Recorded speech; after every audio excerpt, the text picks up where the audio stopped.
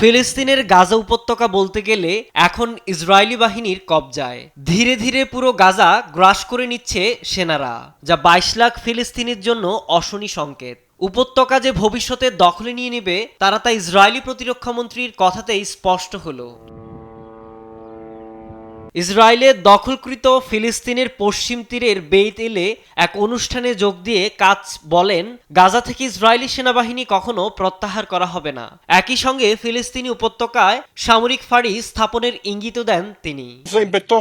আমরা গাজার গভীরে অবস্থান করছি, আমরা কখনোই গাজা ছেড়ে যাব না। উপযুক্ত সময়ে উত্তর গাজায় উচ্ছেদ হওয়া বসতিগুলোর স্থানে নাহাল আউটপোস্টে সামরিক ফাঁড়ি স্থাপনের বিষয়টি বিবেচনা করা হচ্ছে। বিংশ শতাব্দীর দ্বিতীয়ার্ধে ইসরায়েল এবং ইসরায়েল অধিকৃত উভয় অঞ্চলে সেনারা যে ধরনের সামরিক কৃষি ফাঁড়ি স্থাপন করেছিল, মন্ত্রী মূলত সে ধরনের আউটপোস্টের কথা উল্লেখ করেছেন। এই আউটপোস্টগুলোর অধিকাংশ শেষ পর্যন্ত স্থায়ী বেসামরিক বসতিতে রূপান্তর হয়েছিল।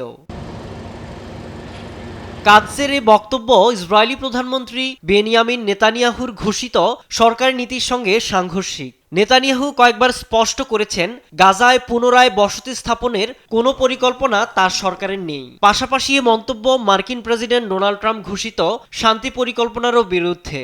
ওই পরিকল্পনায় যুদ্ধবিরতির দ্বিতীয় ধাপে গাজায় ইসরায়েলি সেনা প্রত্যাহারের কথা উল্লেখ আছে, যে আলোচনা এখনো চলমান।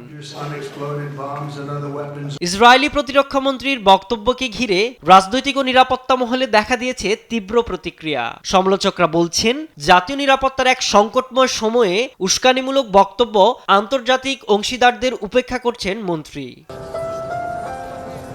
সমালোচনার মুখে শেষ পর্যন্ত কাজ তার বক্তব্য থেকে আংশিকভাবে সরে আসেন। তার দপ্তর থেকে এক বিবৃতিতে বলা হয়, গাজা উপত্যকায় বসতি স্থাপনের কোনো পরিকল্পনা সরকারের নেই এবং প্রতিরক্ষামন্ত্রীর মন্তব্য কেবল নিরাপত্তার প্রেক্ষাপটে দেয়া হয়েছে। সাইদুজ্জামান, নিউজ ডেস্ক, দেশ টিভি।